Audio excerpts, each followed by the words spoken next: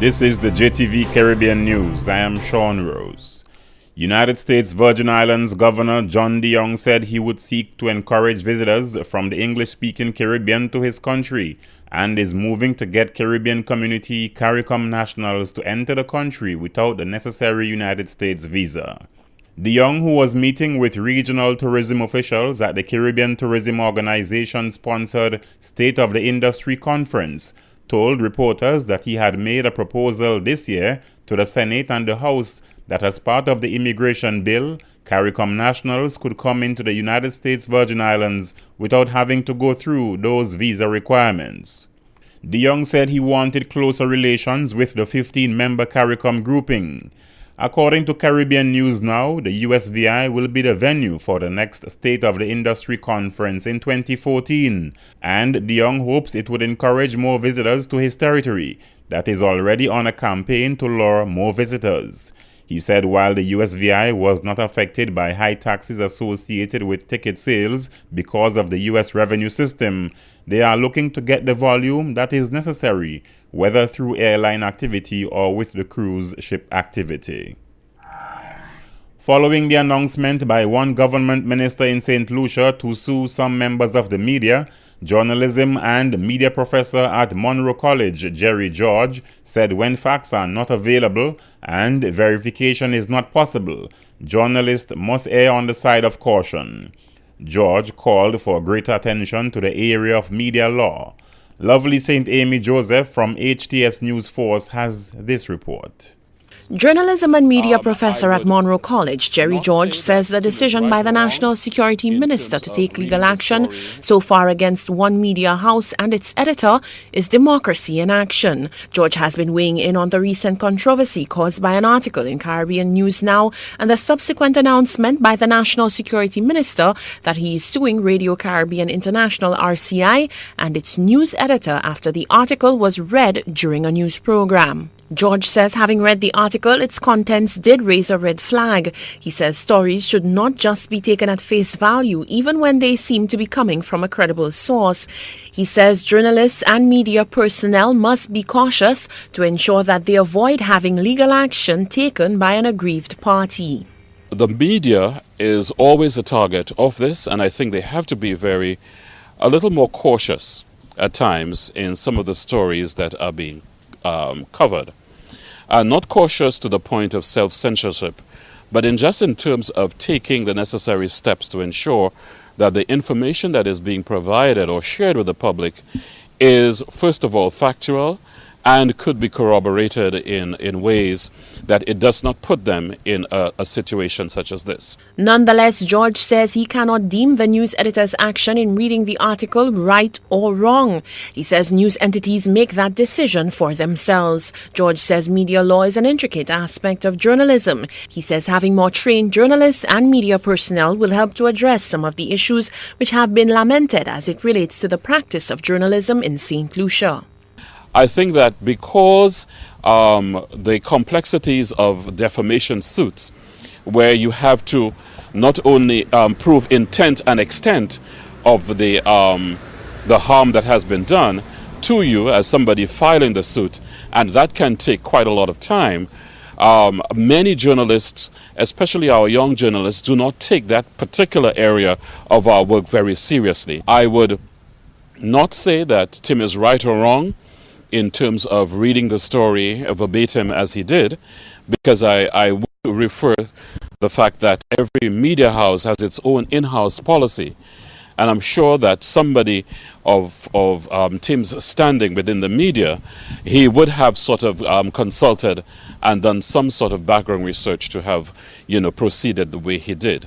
On Friday, Minister Lacobinier warned that he may be pursuing legal action against other media houses and media personnel. He added that there are other individuals who say they were defamed by the article and will be taking legal action. Lovely St. Amy Joseph, HTS News Force. Trinidad and Tobago's Prime Minister Kamla Persad-Bissessar says legislation would soon be introduced in that country's parliament to give citizens the right to recall non-performing parliamentarians. Addressing a large crowd of supporters in Chaguanas, Posad Bisesa reminded supporters of a promise in the People's Partnership 2010 manifesto about the right to recall non-performing parliamentarians, saying a major mistake by her government was not to inform the population about its achievements. The Prime Minister said this may have been as a result of MPs failing to reconnect to their respective constituencies. She urged Trinidadians to inform her via email, Facebook, Twitter, and via text messages whether their MP is failing to reconnect with them. She said she would bring legislation to Parliament to give them the right to recall those MPs who fail to perform.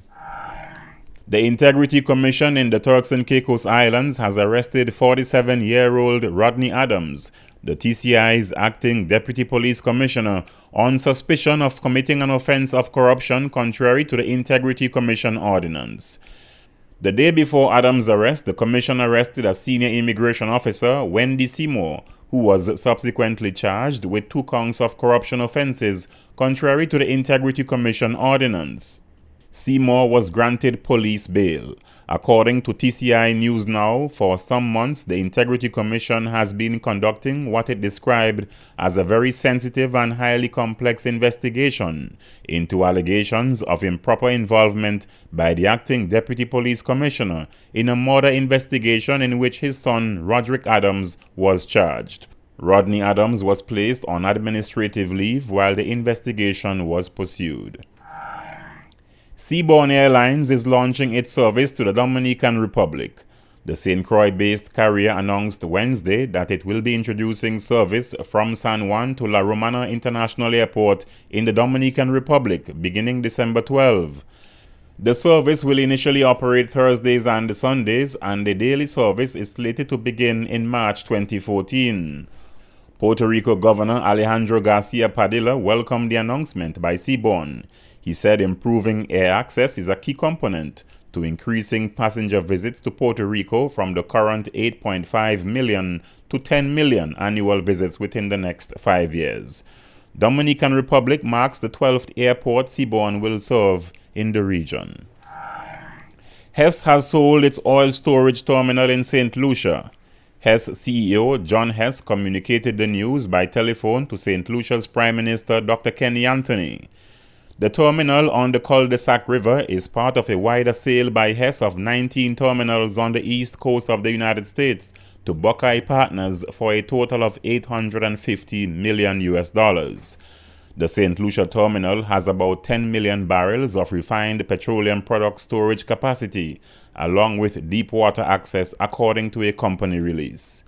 Anthony thanked the Hess Corporation for its contribution to the development of St. Lucia. He told Hess that the people will never forget the kindness of his father, Leon Hess, and his enormous contribution to education in St. Lucia. According to Anthony, Mr. Leon Hess was not just an investor. He was a friend of the people of St. Lucia, an extraordinary and rare humanitarian who will live in the hearts and minds of the people of St. Lucia for a long time to come. Officials from Buckeye Partners are expected to pay a courtesy call on Anthony within the next few weeks, the government said. Buckeye said it expected the acquisition to close before the end of 2013. For the JTV Caribbean News, I'm Sean Rose. And coming up next on JTV News, Leader of the Opposition chides legislators who arrived late to the House of Assembly. Chairman of the Festival Affairs Committee says the committee inherited a large debt when it began operations in 2012. And cancer survivors bring message that cancer can be beaten.